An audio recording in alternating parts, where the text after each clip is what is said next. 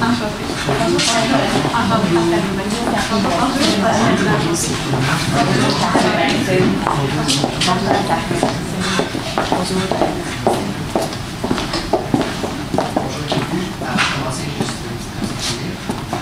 avez 20 minutes pour présenter au juge.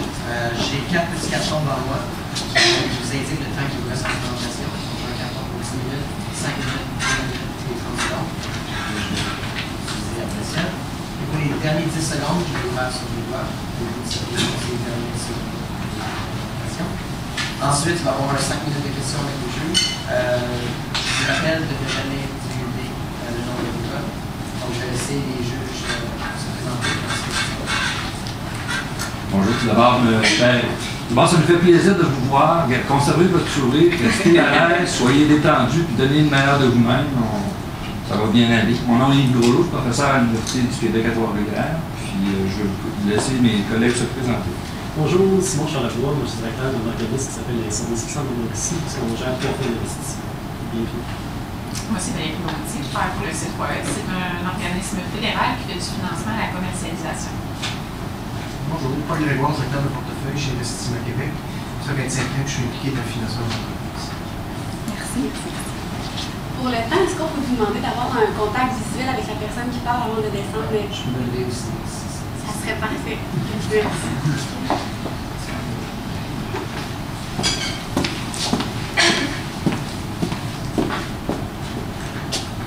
Les dernières années ont démontré l'intégration quasi totale des marchés financiers. À ce niveau, la capacité d'adaptation des firmes est maintenant une habilité nécessaire pour toute entreprise qui promouvoit la croissance. Avant d'aller plus loin, laissez-moi vous présenter mes collègues de KPC Consultants, Catherine Lévesque-Roussel, Karine Paradis et moi-même Pascal Gaudin. Si on commence avec un bref agenda de la présentation, on va tout d'abord commencer par se remettre en contexte en regardant le mandat qui nous a été octroyé. On a ensuite procédé à une analyse stratégique de la firme avec on s'est focalisé ici sur la gestion des risques à l'intérieur de celle-ci. On a bien sûr analysé le projet d'une façon quantitative, puis à la fin, on a certaines alternatives à garder en tête à la fin de la présentation. Donc, si on commence avec l'analyse stratégique ici, le mandat. Donc, bien sûr, c'était d'évaluer la possibilité d'investir dans le projet de mise en marché mondial de produits en conserve de la firme Alimer. Puis, vous voulez savoir s'il y avait certaines conditions inhérentes à l'acceptation de ce projet-là. Donc, sans plus tarder, notre recommandation est oui d'investir dans le projet Alimer, puisque ça va vous permettre une diversification de la gamme de produits et de développer le marché international. Donc maintenant, si on commence avec une analyse stratégique de la firme, on va vraiment travailler ici en étau. Donc on va commencer par aller voir l'industrie des fruits de mer pour vraiment après ça se concentrer sur la firme. Donc qu'est-ce qu'il y a ici dans l'industrie? C'est sûr qu'il y a des nouveaux produits sur le marché, ce qui engendre des arrivées de nouveaux compétiteurs. Une petite PME est bien sûr vraiment en proie à ces nouveaux compétiteurs-là, puisque son pouvoir de négociation va souvent être plus petit. Il y a un moratoire sur certaines espèces qui oblige le fournissement est moins certain à ce niveau-là. Puis, à travers l'industrie, ça oblige les firmes à se restructurer si la stratégie n'est vraiment pas d'avant-garde pour aller chercher les parts de marché. Donc maintenant, si on va se focaliser sur la firme Alimer, c'est sûr que dans les gros avantages de Alimer, il y a une stratégie qui est sur l'innovation, ce qui est depuis son début en 2008. Puis c'est vraiment, on voit à l'intérieur de la firme là, que c'est vraiment un créneau qui est encouragé par la directrice principale.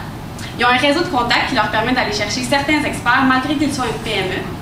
Bien sûr, il faut faire attention parce que la standardisation des produits ici est plus mince, puis il n'y a pas vraiment de transfert de connaissances à l'intérieur de l'entreprise. Le personnel, on va y revenir, mais ça serait à optimiser. Même chose pour les ventes. Donc, si on va vraiment regarder la gestion des ressources humaines, ici, on s'est vraiment concentré sur 3 aspects de la compagnie, puisqu'on pense que c'est ceux-ci qu'il faudrait vraiment garder en tête là, si vous allez investir dans le projet. Donc, oui, c'est une petite entreprise qui est à 40 employés et moins, mais ça facilite à garder le contrôle à l'intérieur de la compagnie, puis ça assure un suivi lorsqu'il y a des situations à l'intérieur de celle-ci. Il y a une participation des employés dans l'innovation culinaire, ce qui est très bien parce que l'entreprise est vraiment basée sur l'innovation, puis ici, on va vraiment chercher les employés pour promouvoir cette innovation-là. Puis un budget de formation qui est vraiment en deçà de ce qu'on va retrouver dans l'industrie.